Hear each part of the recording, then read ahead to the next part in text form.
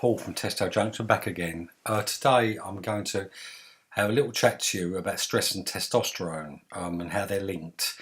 I'm just going to read through with you the bits and bobs on an article that I recently wrote, because it's actually quite surprising just how much stress can affect things.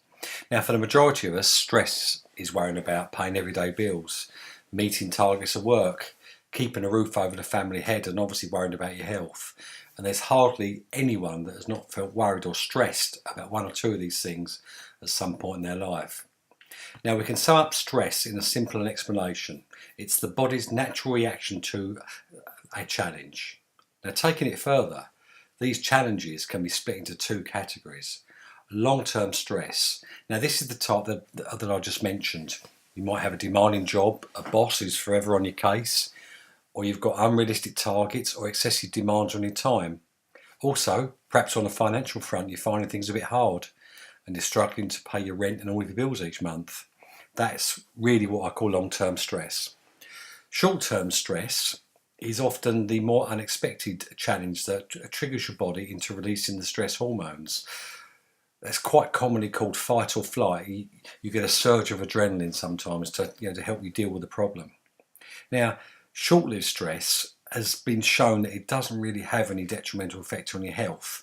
Experts actually tell us the opposite, with short-term stress actually being quite good for us, as long as it obviously doesn't happen too much. It gets the blood flowing, the brain working overtime, and after we actually get through it, we actually feel really good after dealing with a problem. It's the long-term stressful situations that have some really detrimental effects on our physical or mental health. And it can play havoc with our endocrine system, effectively throwing a spanner in the works of our hormone production. Now, the first thing that stress does is to trigger the release of the hormone cortisol.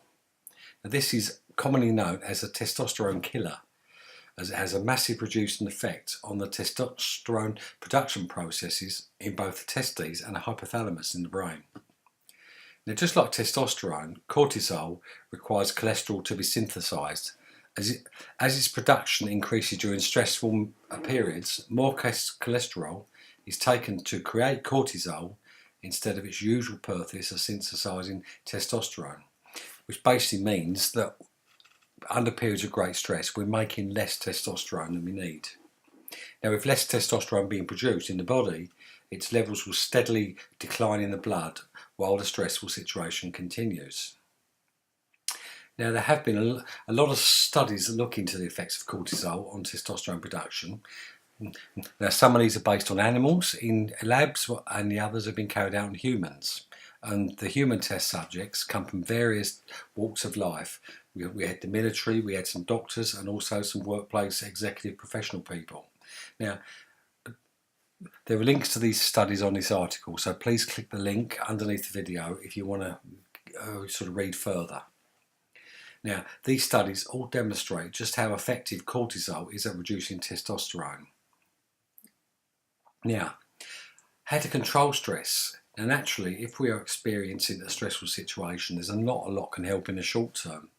But there are some hints and tips that have been shown to help relieve stressful symptoms and hopefully help to safeguard some of your precious testosterone production. Now, there's a little list here. The first one is take relaxation classes, yoga, or try to meditate. Studies have shown that this is highly effective. Exercise regularly. Even taking a daily walk or a cycle ride can help reduce your stress levels. Eat more carbs. A low-carb diet, although very good for weight loss, is actually a precursor to the release of more cortisol. And obviously, as we've known from above, the more cortisol, the less testosterone. Take vitamin C. Now, vitamin C is known to reduce the production of cortisol, and it also helps to heal any cellular damage. And the final suggestion or the hint is to get a good night's sleep. Now, it's not the easiest thing to do when you're feeling stressed, but if you can manage to have a decent sleep, it can, you can wake up feeling a lot less stressed. Now, just to wrap up really, while there is no actual cure for stress, it can be kept to a minimum by managing the symptoms and doing all you can to reduce any cortisol release. Now, taking a supplement that contains proven cortisol reducing ingredients might help. If you look for a supplement that contains certain ingredients such as ashwagandha, L-theanine, phosphatidylserine, apologies, that's a bit hard to say, magnolia and epimedium. Many of these can be found in a good quality tea booster, and they're all proven to help reduce cortisol and hopefully increase your testosterone production. Anyway, thanks for listening. Bye.